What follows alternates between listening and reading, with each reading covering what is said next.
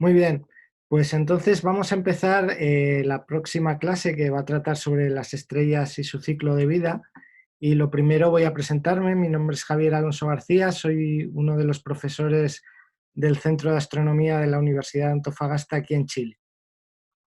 Entonces, en la charla de hoy vamos a intentar responder preguntas tales como las siguientes. ¿Qué es una estrella? ¿Son todas las estrellas iguales? ¿Las estrellas cambian o son inalterables y eternas? Déjenme empezar respondiendo la última de estas preguntas, y es que las estrellas sí que cambian, tienen un ciclo de vida, las estrellas nacen, viven y van a morir en un momento dado, pero su ciclo de vida es tan lento comparado con el ciclo de vida humano que a nosotros muchas veces nos parece que las estrellas son inalterables, pero no es así, las estrellas cambian. Además, las estrellas siguen un ciclo de vida que podíamos definir como eh, altamente ecológico. ¿Por qué? Porque vamos a ver en la charla que los residuos que se van formando durante la vida y la evolución de las estrellas pueden pasar a formar parte de la composición de estrellas que se forman después, de nuevas estrellas que se forman tras la muerte de estas estrellas originales. También vamos a ver que la muerte de una estrella puede también gatillar que una estrella comience que se forme y comience su vida. O sea, que la muerte de una estrella puede gatillar el nacimiento de nuevas generaciones de estrellas. Una cosa importante que vamos a ver o que me interesa recalcar es que la vida de una estrella va a ser una lucha continua entre dos fuerzas.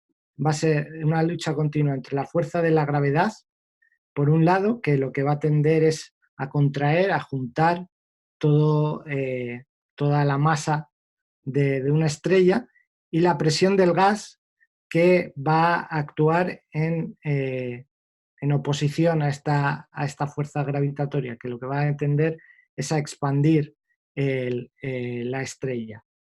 Eh, para eso, bueno, me interesa también que tengan en su cabeza la idea de que una estrella al final es una esfera gigantesca de plasma, y un plasma no es más ni menos que gas ionizado. Entonces imaginen que es como un gas. La presión del gas también pueden ver cómo actúa simplemente con un ejemplo, con ejemplos del día a día, ¿verdad? Si nosotros tomamos, por ejemplo, un bombín e intentamos con ese bombín inflar el neumático de una bicicleta, y después de haber inflado el bombín, es decir, de haber introducido gas a presión dentro del neumático, si tocamos la punta del bombín, la notamos caliente, ¿verdad? Eso es que el gas, cuando se ha contraído para entrar en el neumático, se ha calentado y ha calentado, por tanto, la punta del bombín. Del mismo modo, si ustedes simplemente ponen su mano delante de su boca y dejan salir el aire con la boca abierta, el aire va a salir caliente. Simplemente sale caliente, ustedes lo notan. En cambio, si cierran un poco los labios y soplan, ese aire va a salir frío. ¿Por qué? Porque ese aire se ha expandido y al expandirse se ha enfriado. Entonces recuerden, cuando un gas se contrae, se calienta; cuando un gas se expande, se enfría. Esto es importante también, lo vamos a ver dentro del interior de una estrella. Ok, entonces habíamos dicho o habíamos empezado habíamos hablado de ese ciclo de la vida de una estrella y en el principio de este ciclo, digamos, podemos poner al medio interestelar. ¿Qué es el medio interestelar? Bien, en el espacio interestelar de nuestra galaxia no hay un vacío, no está completamente vacío. Obviamente hay un vacío muchísimo más grande que cualquier vacío que se pueda conseguir en la Tierra, pero no está totalmente vacío. Ahí el medio interestelar contiene gas y contiene polvo. Mucho de este, o en algunas regiones del medio interestelar, ese gas y ese polvo tienen una densidad un poquito mayor que el resto de las regiones. Esa zona de mayor densidad de gas y de polvo interestelar es lo que comúnmente se llaman nebulosas o nubes de polvo y gas. Generalmente, si hay una estrella grande y brillante cercana que emite luz ultravioleta, esas capas de gas, esas nubes de gas, se pueden ionizar y eso es lo que va a hacer que brillen y formen formas bastante espectaculares y que son usadas muchas veces por los astrónomos para dar nombres a esas nubes. Por ejemplo, tenemos aquí la nebulosa de la cabeza de caballo. Obvio, pues, ustedes pueden apreciar la cabeza de un caballo, se puede imaginar la forma y entonces de ahí recibe el nombre esta nebulosa. Hay otras nebulosas conocidas por su forma, por ejemplo, esta es la nebulosa del corazón. Obviamente aquí un astrónomo vio un corazón y le puso ese nombre a esta nebulosa.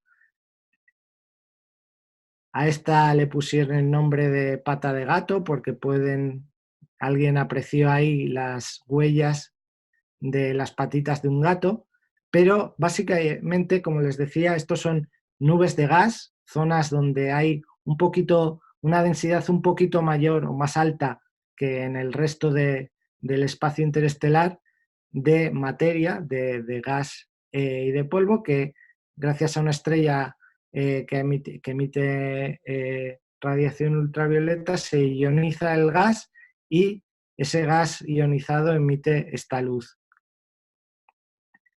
Quizá la nebulosa más conocida sea la nebulosa de Orión, de la que antes creo que Eduardo mencionó en su charla esta mañana, y que pueden ver o apreciar que se encuentra en la zona de la Espada de Orión, para aquellos que conozcan la constelación.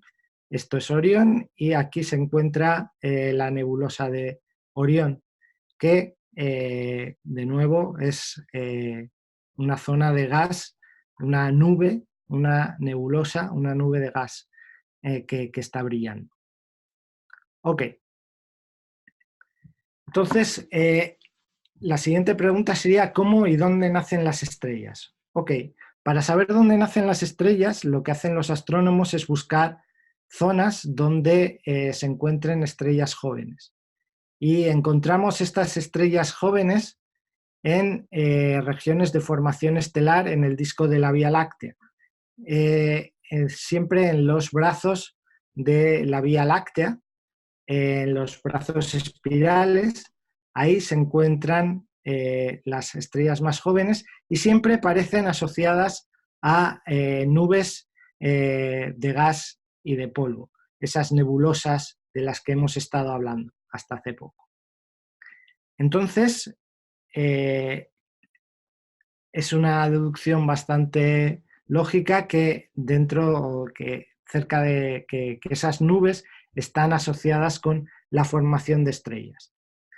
Entonces, vamos a ver que las estrellas van a nacer en el interior de las nubes que son más densas y más frías, en las nubes que se llaman nubes moleculares.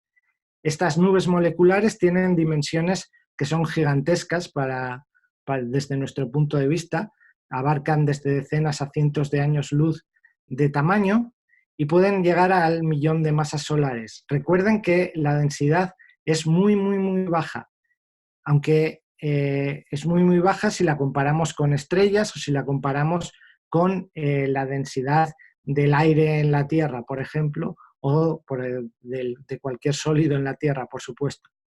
Pero tienen densidades altas comparadas con el vacío o con el casi vacío que existe en el medio interestelar. Ok. Entonces, ¿cómo se forman, cómo se forma una estrella? A partir del material que contienen estas nubes moleculares. Bueno, la respuesta a esto nos la va a dar este señor que ven aquí, que es Isaac Newton. Newton, como han visto, nos dejó o aportó a gran cantidad de diferentes ramas de la física, pero lo que más nos interesa a nosotros aquí es la aportación que hizo a la teoría de la gravedad. Él fue el primero que postuló la existencia de la fuerza de la gravedad.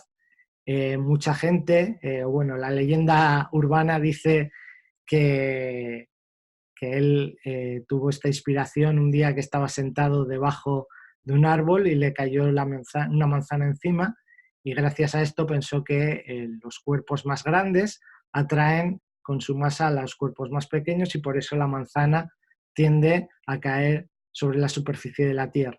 Bueno, es una leyenda, pero nos es útil porque esto es verdad. Pero también es verdad que cualquier cuerpo con una masa se atrae entre sí. Es decir, las manzanas también se atraen entre sí.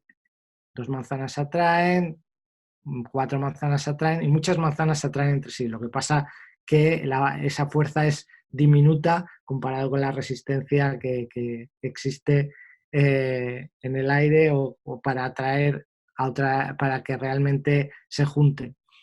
Pero en las nubes moleculares, el gas sí que esa fuerza de la gravedad entre las distintas partículas del gas lo que va a hacer es que esas nubes esas nubes van a tener zonas que son un poquito más densas de lo normal, con lo cual, o más densas que el resto de la nube, con lo cual tienen un poquito mayor de densidad, con lo cual atraen con un poquito más de fuerza al resto de las regiones de la nube.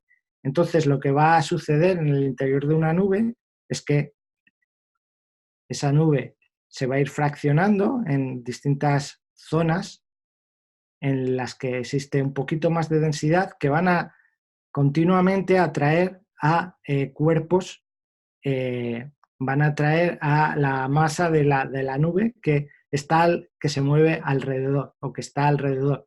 Y cada vez vamos a tener nubes más pequeñas y más densas, ¿verdad? La fuerza de la gravedad va a hacer que cada vez las partículas se atraigan un poquito más y se vayan juntando cada vez un poquito más. Con lo cual, las nubes se van a hacer más chicas, más chicas, más chicas, más densas, y a la vez, al contraerse, ese gas, habíamos visto antes que un gas que se contrae se va a ir calentando. Poco a poco se va a ir calentando, y también al hacerse más pequeño, por conservación del momento lineal, también muchas veces lo que sucede es que la nube va a empezar a rotar con más fuerza. Una nube grande va a rotar lentamente, una nube cuanto más pequeña va a rotar más rápido. Al rotar también se va a ir aplanando la nube y vamos a tener lo que se llama un disco de acreción, y parte también del material de la nube que está girando va a caer, va a seguir contrayéndose hacia el centro de esa nube, y parte va a salir eyectado en forma de jets. Pero lo que más nos interesa a nosotros es que ese material va a seguir contrayéndose y calentándose en el centro en los centros de esas pequeñas nubes de esas nubes que se han ido fraccionando y se han ido haciendo más chicas, más densas y más calientes. Ok, entonces estas nubes van a ir cada vez van a hacerse más pequeñas, como les decía, van a aumentar su temperatura y a medida que se van calentando, va a llegar un momento en el que en el interior esté tan caliente que empiece a darse la reacción para fusionar hidrógeno, vamos a hablar de eso en un momento, y va a producir suficiente energía como para que la estrella esté suficientemente caliente para que se oponga a la presión del gas a que se siga contrayendo la estrella por la fuerza de la gravedad. La presión del gas va a oponerse a la fuerza de la gravedad, se va a llegar a un equilibrio, se llama equilibrio hidrostático, entre la presión del gas, que tiende a expandir la estrella, y la fuerza de la gravedad, que tiende a juntarla. Ok, antes de continuar, como les decía, lo normal es que una nube muy grande se vaya fraccionando y se vaya haciendo cada vez más chica, ¿verdad? Pero y se vaya además dividiendo en distintas pequeñas subnubes. Y esas nubes van a irse contrayendo y van a formar diferentes estrellas. Entonces, lo normal es que una estrella no se forme sola. Cuando se forman estrellas, generalmente se forman grupos de estrellas. Esos grupos de estrellas, bueno, una de las características interesantes también de las estrellas es que la mayoría de las estrellas en el universo están en sistemas binarios o sistemas incluso más complejos, pero más de la mitad de las estrellas en el universo son binarias. En este caso particular, nuestro Sol es un poco extraño porque es una estrella única, pero la mayoría de las estrellas, como les decía, están en sistemas binarios. Y también, como les decía, las estrellas se forman grupos a la vez, en lo que se conoce como cúmulos de estrellas, que poco a poco se van disolviendo. Entonces, las estrellas se van a ir poco a poco separando unas de otras, porque la fuerza de la gravedad no es extremadamente grande entre ellas, y entonces hay otros movimientos importantes, y al final estos cúmulos iniciales de estrellas se van a ir disipando. Entonces también este tipo de cúmulos se llaman cúmulos abiertos. Entonces los cúmulos abiertos son zonas en las que han tenido una formación estelar bastante reciente. ¿Por qué? Porque todavía están agrupados los cúmulos abiertos. Aquí les muestro algunos ejemplos de cúmulos abiertos. Estos cúmulos están cerca del centro de nuestra galaxia. Uno es el cúmulo de Arches y el otro es el quíntuplet. Y quizá este sea uno de los cúmulos también más conocidos, es el cúmulo de las Pléyades. Y como pueden ver, además, incluso se puede apreciar que todavía queda un poquito de gas residual alrededor de estas estrellas jóvenes. Como les decía, el gas se va a ir juntando hasta que comienzan las reacciones en el interior de las estrellas, y estas reacciones hacen que la estrella deje de contraerse y también que la radiación elimine los restos del gas, que empuje a ese gas hacia afuera y disipe lo que queda de la nube de gas que no se ha acretado en el interior de estas estrellas jóvenes. Ok, entonces ya tenemos una estrella, ya hemos formado las estrellas que son como nuestro Sol. Entonces, una de las preguntas que podemos hacernos es ¿de qué está hecho nuestro Sol? Cualquier estrella normal y nuestro Sol en particular. Nuestro Sol es un ejemplo de una estrella normal. Entonces, para saber de qué están hechos, vamos a la tabla periódica de los elementos, en la que están todos los elementos conocidos, y vamos a examinar de qué están hechos. Y realmente las estrellas son objetos realmente sencillos en cuanto a su composición. De hecho, los astrónomos solo generalmente nos interesan dos elementos principalmente, que son el primero y el segundo más ligero, el hidrógeno y el helio. Nuestro Sol tiene una composición de 71% de hidrógeno, es mayoritariamente hidrógeno, un 27% de helio y menos de un 1%, o bueno, un poquito más de un 1% del resto de los elementos. Como son tan pocos, el resto de los elementos, los astrónomos somos un poquito vagos, y entonces al resto de los elementos de la tabla periódica los solemos llamar metales, aunque el oxígeno no sea un metal, pero cualquier elemento que no sea ni hidrógeno ni helio, los astrónomos los llamamos metales.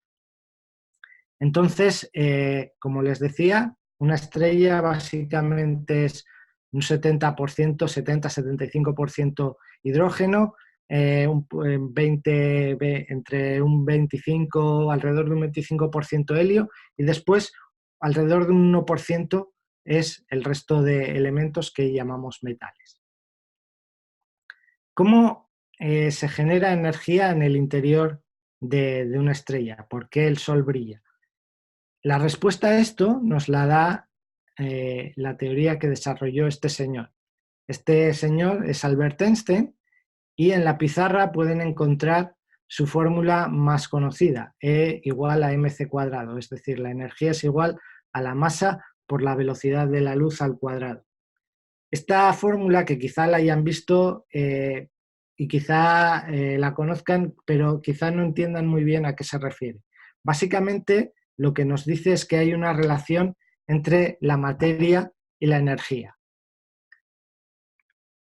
¿Qué pasa?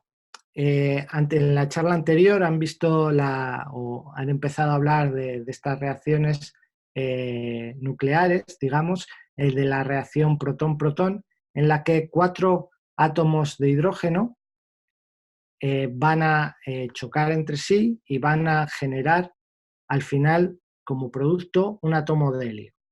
¿Qué sucede? Que si ustedes miran la masa que tiene 4 átomos de hidrógeno y la masa que tiene un átomo de helio, van a descubrir que un átomo de hidrógeno pesa más o menos lo mismo que un átomo de helio, pero hay una pequeña parte de masa que digamos que se va a perder. O sea, 4 átomos de hidrógeno pesan solo un poquito menos solo un poquito más, perdón, que un átomo de helio. Un átomo de helio pesa un poquito menos que esto. ¿Qué pasa con esa masa que parece que desaparece? Bueno, realmente esa masa no desaparece. Gracias a la ecuación de Einstein, lo que sabemos es que esa masa se va a convertir en energía. Esa energía que es la que nos da, la que nos va a proporcionar la luz y el calor que nos llega a la Tierra y que se produce en el interior del Sol. Ok, entonces esta es una de la principal reacción nuclear que se da en el interior del Sol. En este vídeo vemos que si nos fijamos, vamos a ir en un viaje hacia el interior del Sol, y como les decía, vamos a ver que 4 átomos de hidrógeno, 4 núcleos de hidrógeno van a chocar y se van a ir juntando hasta convertirse en un núcleo de helio.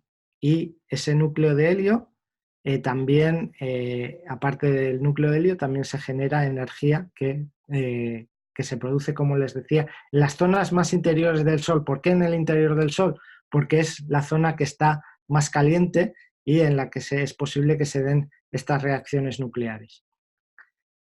Una cosa que quizá haya que explicar cuando hablamos de energía nuclear, bueno, conocemos que la energía nuclear de fisión, bueno, vamos a ver que hay 2 tipos de energía nuclear.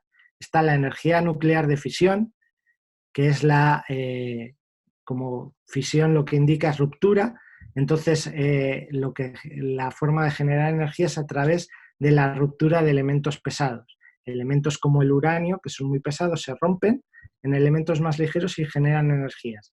Y como resultado del proceso se producen residuos radiactivos altamente contaminantes. Este es el caso o la energía que se da en las centrales nucleares que tenemos aquí en la Tierra. Entonces, en estas centrales nucleares se produce ruptura, como les decía, del uranio, de elementos pesados, y se genera esta energía que después se transforma en energía eléctrica que nos llega a nuestros hogares.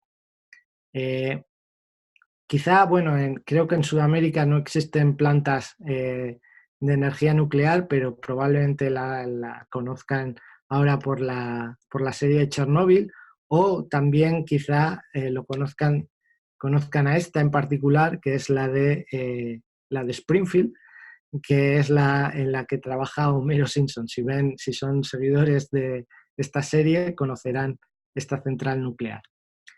Bien, la otra energía, el otro tipo de energía nuclear que se conocen es la energía de fusión nuclear.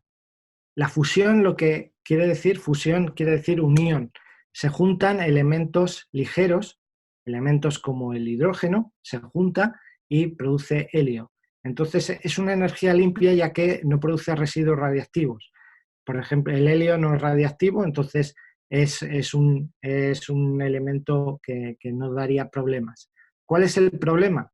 ¿Por qué no existen, por qué las plantas nucleares que tenemos aquí en la Tierra no producen este tipo de energía?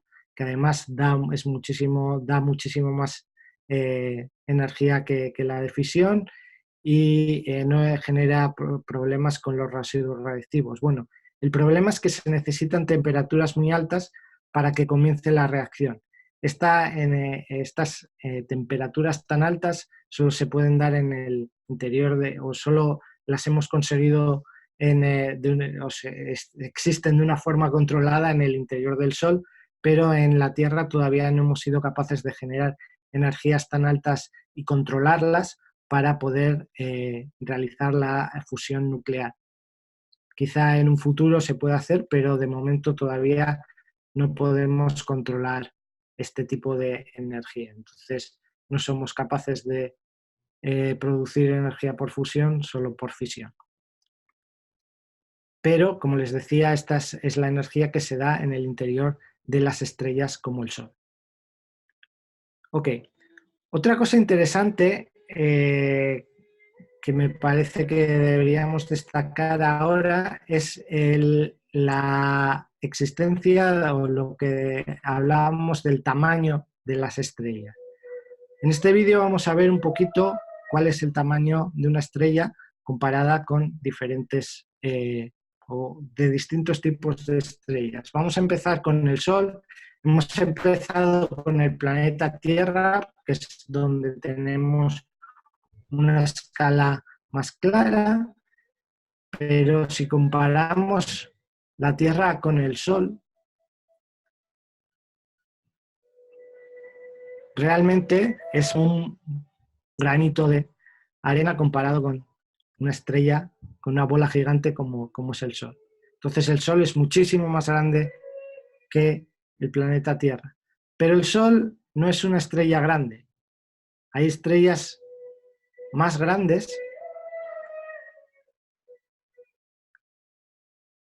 que están haciendo lo mismo que el Sol, quemando hidrógeno en su interior. Por ejemplo, este es una gigante azul, Rigel, que es una de las estrellas que aparecen en la constelación de Orión. También una gigante azul es grande, pero es bastante chica cuando la comparamos con las supergigantes o estrellas hipergigantes rojas, como la que podemos ver aquí, B Canis Majoris, que es una de las mayores estrellas que se conocen.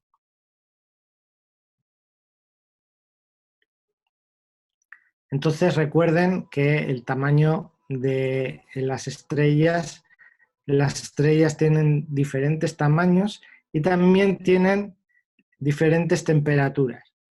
¿Cómo podemos, las distintas temperaturas superficiales de las estrellas las podemos conocer gracias a el pic de donde se encuentra el pic de luz que emiten, ¿verdad?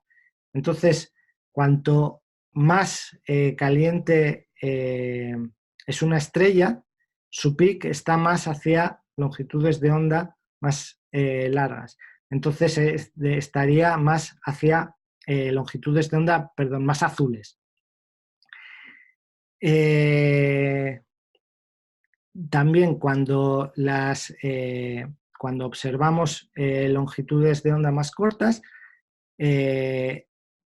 tenemos temperaturas más... cuando observamos en el infrarrojo, vemos que las estrellas tienen la luz más roja. Y una estrella como el Sol tiene su pic en el visible.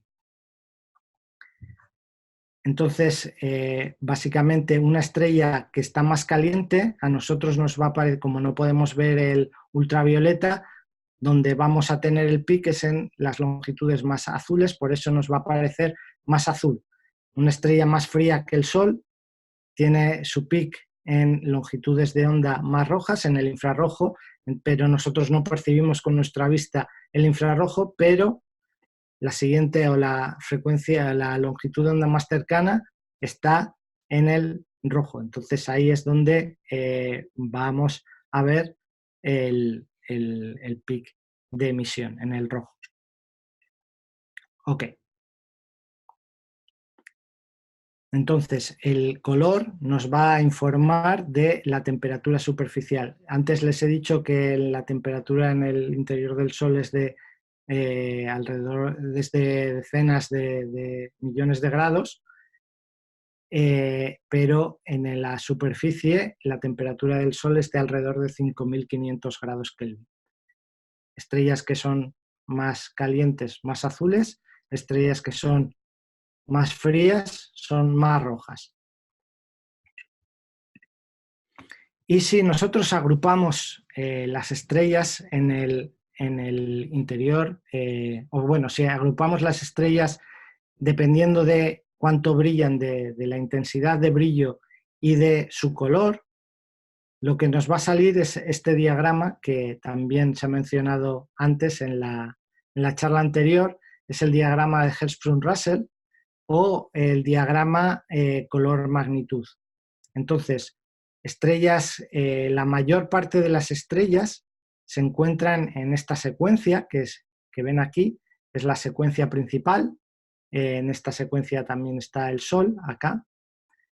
Y ven que hay algunas estrellas, unas poquitas, que están en la zona de gigantes rojas, y hay otras poquitas que se encuentran en esta zona de enanas blancas. Pero la mayor parte de las estrellas se encuentran en el interior, se encuentran a lo largo de esta secuencia que llamamos secuencia principal. Ok, entonces este diagrama lo que nos va a ayudar es a entender la evolución de las estrellas. Como les decía, la mayor parte de las estrellas se encuentran en la secuencia principal, y las estrellas que están en la secuencia principal lo que hacen están quemando hidrógeno en su núcleo. Son estrellas como el Sol, que lo que están haciendo es convertir hidrógeno, lo están convirtiendo en helio a través de las reacciones nucleares. La mayor parte de las estrellas se encuentran aquí porque esta es la secuencia que más dura en la vida de una estrella. Entonces, donde más tiempo va a pasar es en esta secuencia, porque es donde va a estar la mayor parte de su vida transformando hidrógeno en su interior en helio. ¿Ok? También lo que sabemos es que las estrellas más grandes, las estrellas más masivas, están más calientes, son más brillantes y viven menos tiempo. Queman su hidrógeno, queman su combustible, digamos, nuclear en menos tiempo. Estas estrellas están en la parte más arriba, más brillantes y más azules. Entonces, más azules porque, como decíamos, son estrellas más calientes que el Sol y ahí están quemando rápidamente su combustible nuclear.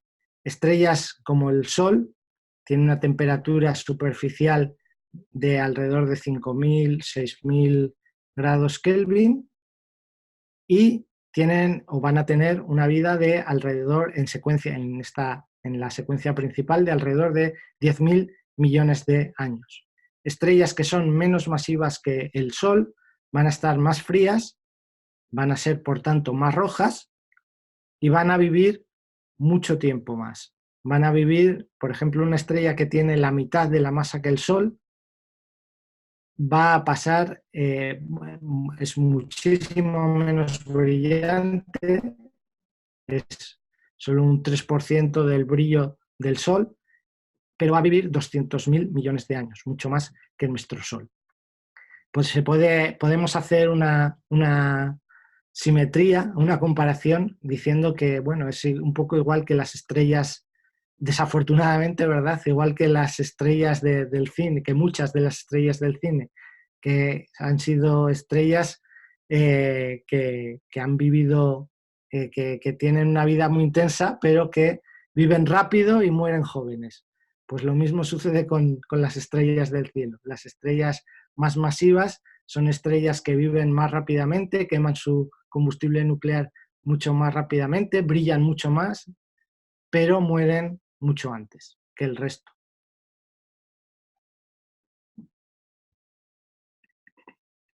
Ok, entonces, ¿qué sucede cuando, como les decía, el Sol o cualquiera de las estrellas está quemando hidrógeno lentamente? Van a tardar millones, muchos millones de años en quemar todo su combustible, pero va a llegar un momento en el que ese combustible se va a terminar, ese hidrógeno se ha transformado todo en helio en el centro de la estrella, y entonces, ¿qué es lo que sucede? Ok, lo que sucede es que como ya no hay combustible, la estrella o el centro de la estrella ya no tiene la presión del gas, ya no es suficiente para aguantar la fuerza de la gravedad y la fuerza de la gravedad empieza a ganar de nuevo. ¿Qué va a suceder?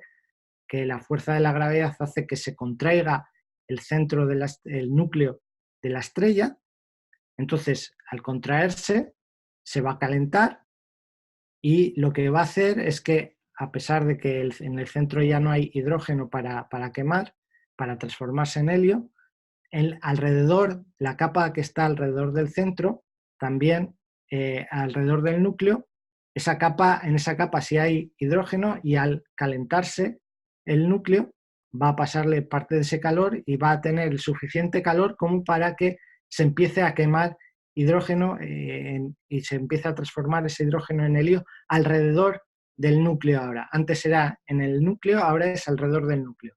Entonces, esa capa alrededor del núcleo de hidrógeno quemando helio, quemándose y transformándose en helio, lo que hace es que produce una expansión, produce suficiente energía como para que las partes más externas de la atmósfera se separen. La presión del gas ahí es la presión gana, digamos, en la parte externa y la estrella, la parte externa, la atmósfera de la estrella se va a expandir. Se va a expandir y se va a enfriar. Entonces lo que va a hacer es que al enfriarse se va a mover en el diagrama Hertzsprung-Russell o en el diagrama color-magnitud hacia una zona más roja. Las partes externas al expandirse se enfrían y entonces lo expandirse y hacerse más grande van a brillar más. Entonces vamos a tener, la estrella se va a mover hacia regiones más brillantes y hacia regiones más rojas a lo largo de la rama de las gigantes. Entonces, este es el destino que le aguarda a nuestro Sol dentro de 5.000 millones de años más o menos.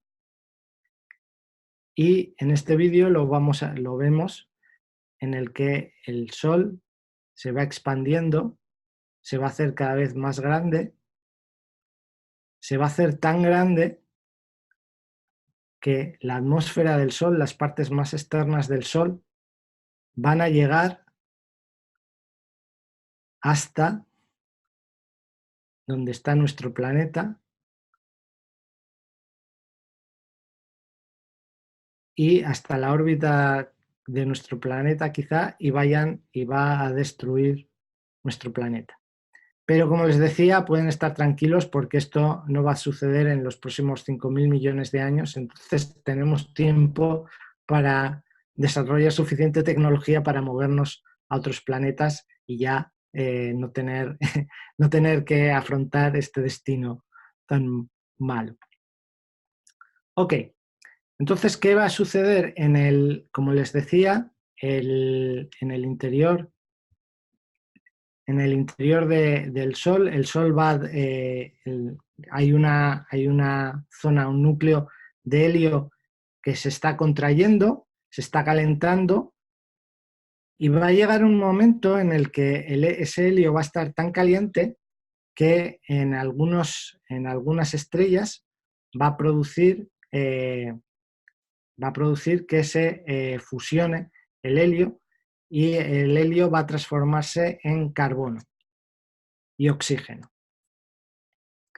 Esto es lo que va a suceder en el interior del Sol.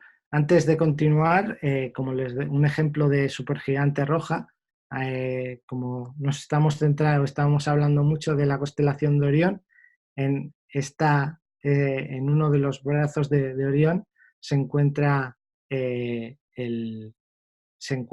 o en una de las estrellas, de los bordes de la constelación de Orión, se encuentra Betelgeuse, que es es una supergigante roja. Entonces, aquí está Betelgeuse, una gigante roja, aquí está Rigel, una gigante azul. Y aquí se encuentra la espada de Orión y la nebulosa de la que habíamos hablado antes. Entonces, en esta constelación es muy interesante porque tienen distintos tipos de estrellas e incluso nebulosas planetarias. Perdón, nebulosas o nubes moleculares, como es la nube de Orión. Ok. Entonces, ¿qué va a suceder? Bueno, en el interior de una gigante roja, la presión la temperatura y la densidad van a crecer tanto que va a ser posible que empiece a quemarse hidrógeno, que empiece a quemarse el helio que se ha ido acumulando y se va a transformar, como les decía, en carbono y oxígeno. Entonces, la estrella se va a mover desde la rama de gigante, va a hacer contraerse un poquito, se va a hacer un poquito más pequeña y un poquito más cálida porque puede generar esa energía en el núcleo y se va a mover a la zona que se llama la rama horizontal. En esta región va a pasar el 20% del tiempo que había pasado en la secuencia principal. La quema de helio es más rápida que la quema de hidrógeno para todas las estrellas, para todo tipo de estrellas. Entonces va a pasar menos tiempo ahí. Una vez que termina de quemar, de que todo el helio se ha transformado en carbono y oxígeno, pues va a suceder algo similar a lo que sucedía antes. Ya no, el centro de la estrella ya no produce calor, lo que va a hacer es contraerse, va a contraerse y calentarse.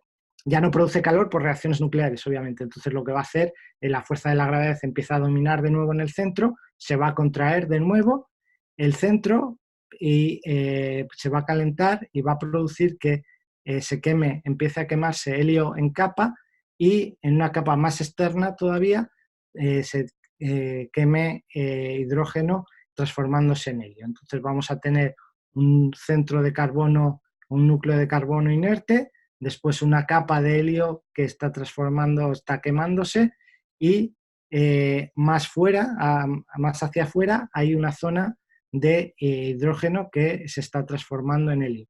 Y la estrella lo que va a hacer es, tal como había hecho antes, evolucionando a lo largo de la rama de gigantes, ahora va a evolucionar a lo largo de la rama asintótica de gigantes. Ok, ¿qué sucede después? Bueno, una estrella como el Sol ya,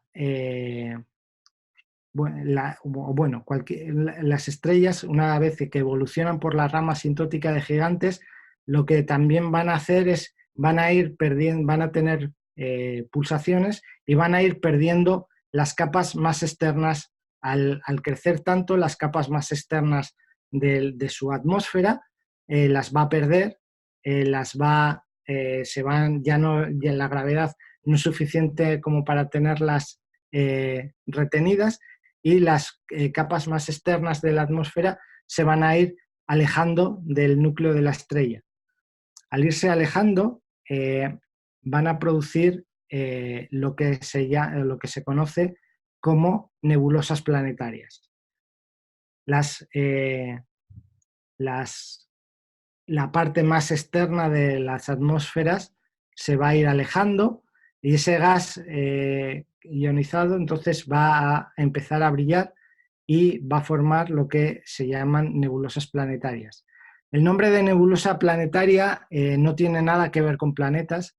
El problema es que se acuñó en un pasado cuando al mirar por telescopios primitivos pues se pensaba que estas estas zonas, estas estrellas, digamos, que estaban perdiendo su atmósfera, se parecían a otros planetas, entonces se pensó que eran planetas, pero no es cierto. O sea, es uno de los últimos, de las últimas etapas de evolución de una estrella. Entonces, como les decía, las estrellas van perdiendo sus atmósferas, esas atmósferas se van alejando cada vez más del núcleo, pero producen realmente imágenes muy, muy hermosas, como pueden ver aquí, dependiendo también de cómo se alejan, van a tener de cómo esta atmósfera se pierde, si hay en algunas estrellas que se pierden en algunas zonas más rápida que en otras, entonces tienen formas, como ven aquí, la nebulosa del reloj de arena, unas zonas se han expandido más rápidamente que otras. Hay otras nebulosas, como esta, la Abell 39, en la que toda la atmósfera se ha expandido más o menos a la misma velocidad y entonces, como pueden ver, es una esfera más o menos perfecta.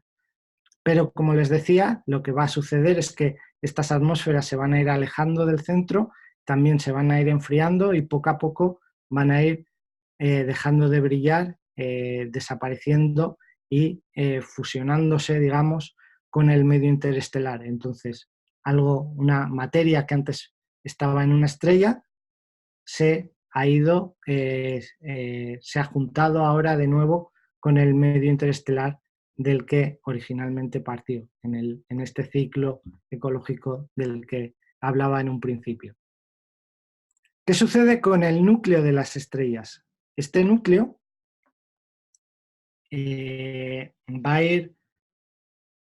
va a seguir brillando, obviamente ese núcleo está caliente y ese núcleo está, al estar tan caliente, está emitiendo luz, pero es una zona mucho más chica, ¿verdad? Entonces, el núcleo de la estrella al final, se va a transformar en lo que llamamos una enana blanca, con un tamaño que es similar a la Tierra. O sea, el Sol va a tener al final de su vida un tamaño similar a la Tierra, porque nos vamos a quedar solo con el núcleo desnudo. Tiene una temperatura alta, no tan alta como tenía en un principio, pero sigue siendo bastante alta, entonces va a tener un brillo, va a tener un brillo en la zona, en la parte azul, en la parte azulada del diagrama Hertzsprung-Russell, pero al ser tan pequeña va a tener un brillo más pequeño que el que tenía el Sol.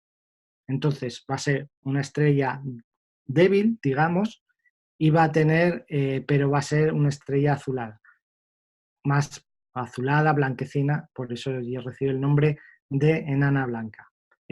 Pero acuérdense que es, digamos, lo que queda de la estrella al final de su vida. Las estrellas, como ya les decía, apenas contienen ya combustible. La mayoría de ese combustible se ha transformado en carbono, que fue quemado en las etapas anteriores, y lo que pasa que estas estrellas también van a ser muy, muy, muy, muy densas. ¿Qué quiere decir? Quiero decir que ese carbono está muy compacto por la fuerza de la gravedad, si fuéramos capaces de ir hasta una enana blanca y tomar una cucharadita de ese material pesaría tanto como un elefante. Ok. También una cosa interesante de las enanas blancas es que las enanas blancas, como les decía, van a tener una temperatura inicial de alrededor de 50.000 grados, pero van a ir enfriándose a medida que pasa el tiempo, se van a ir enfriándose hasta que ese carbono se va a solidificar. Y si se recuerdan, carbono solidificado a muy altas presiones realmente existe en la Tierra, y carbono sólido muy compacto es lo que conocemos como diamantes. Entonces, al final, vamos a tener una estrella que va a ser una enana blanca, que realmente va a ser un sólido, que va a ser como un diamante gigante. Ok. Entonces, como les decía, la evolución de una estrella como el Sol, rápidamente para poner esto en resumen, va a pasar la mayor parte de su vida en la secuencia principal, quemando hidrógeno en su núcleo. Después, cuando termina el hidrógeno en su núcleo, va a empezar a quemar hidrógeno en capa y se va a expandir las capas externas, se va a transformar en una gigante roja. Después, cuando empieza a quemar otra vez, se va a calentar tanto el núcleo que va a poder empezar a quemar helio en su centro, y se va a mover a la rama horizontal, y finalmente ya el núcleo de helio va a pasar a ser carbono y oxígeno, y va a empezar a quemar eh, helio en una capa e hidrógeno en una capa más externa a lo largo de la rama asintótica de gigantes. Las partes más externas de ese Sol evolucionado van a alejarse del núcleo, y va a transformarse en una nebulosa planetaria, y que va a ir enfriándose hasta que va a desaparecer, fusionándose o uniéndose un poco al medio interestelar, y lo único que nos queda es el núcleo compacto de la estrella, que va a ir enfriándose poco a poco, y va a ser lo que conocemos como una enana blanca. Ok. De cualquier forma, esto es el final de la vida de una estrella, o el ciclo de vida de una estrella como el Sol. Pero hay otras estrellas que son más masivas y tienen un final un poco distinto. Estrellas que tienen una masa como el Sol o menor van van a acabar transformándose en enanas blancas, pero las estrellas de masa intermedia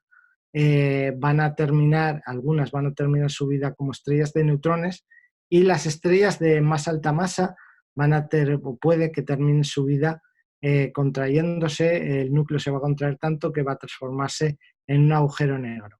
Entonces, simplemente recuerden que el destino final de una estrella depende solo de su masa. En las estrellas más masivas vamos a ver que evolucionan más rápidamente y más violentamente, pero también vamos a ver que se pueden dar reacciones nucleares que en estrellas como nuestro Sol no pueden darse.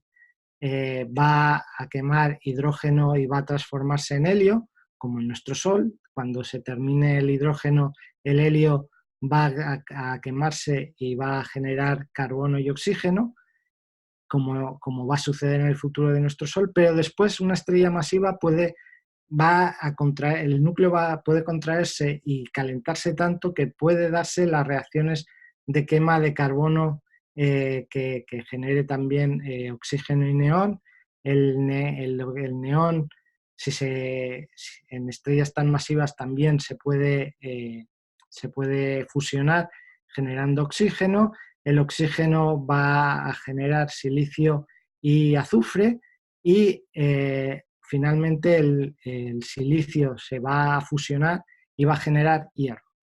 Todas estas reacciones se van a dar a velocidades cada vez más altas. Una estrella muy masiva va a tardar 10 millones de años en quemar todo su hidrógeno y transformarlo en helio. Va a tardar 1 millón de años en quemar helio para transformarlo en carbono. Va a tardar solo 1000 años en transformar carbono, todo el carbono que tiene en oxígeno y neón. Y las siguientes fases van a ser cada vez más rápidas hasta llegar a la fusión del silicio en hierro, que va a tardar solo un día. ¿Ok? ¿Qué sucede cuando tenemos la estrella, el centro del núcleo, ya es hierro? ¿Ok? Como hemos visto en la tabla periódica, hemos llegado a que el núcleo se va a transformar va a ser un núcleo de hierro. El problema es que hasta ahora el núcleo, las reacciones nucleares de fusión han sido exotérmicas. Entonces, lo que ha pasado es que se ha liberado calor al producirse la reacción. ¿Qué sucede a partir del hierro?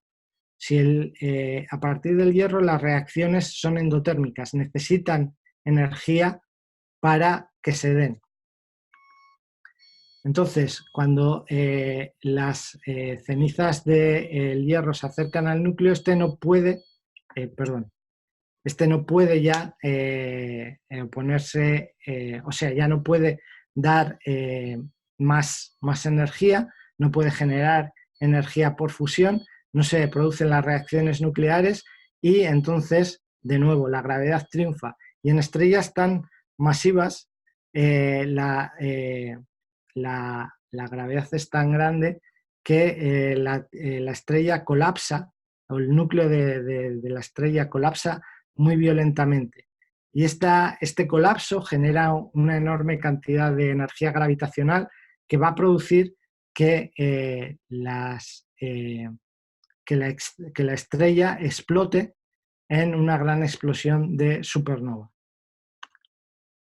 Una supernova puede ser tan brillante como una galaxia entera. Aquí pueden ver una galaxia y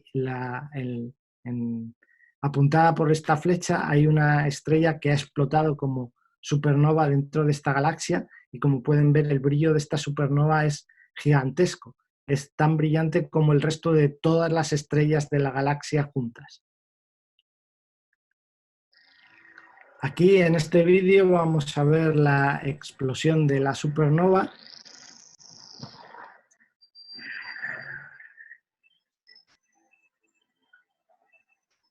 Y esa explosión lo que va a producir es que una de las cosas que produce es que como se libera tal cantidad de energía, va a ser capaz de producir el resto de los elementos que no se producen en las otras partes de la vida de la estrella. Entonces, el resto de elementos de la tabla periódica se generan, una de las teorías que existen es que se generan en esta explosión de supernova. También hemos visto que en una explosión de supernova lo que sucede es que la parte de la estrella o los gases se van a ir, la explosión va a hacer que las distintas capas de la estrella se alejen y se va a producir un remanente, se van a ir alejando y se van a ir enfriándose, y se va a producir lo que se conoce como el remanente de una supernova, que puede estar brillando durante varios cientos de años. Pero al final lo que va a suceder es que ese remanente de supernova va a hacer que el gas que en un principio también estaba en la estrella se va a ir juntando, o se va a ir alejando del centro de lo que era la estrella, y se va a transformar, o va a formar parte otra vez del medio interestelar. Entonces, como les decía, al final hemos terminado el ciclo con la muerte de la estrella, y hemos generado elementos pesados en la explosión de supernova que van a entrar a formar parte del medio interestelar, y a través del medio interestelar quizá se junten pasen a formar parte de nubes moleculares en el que puedan formar parte de de nuevas generaciones de estrellas.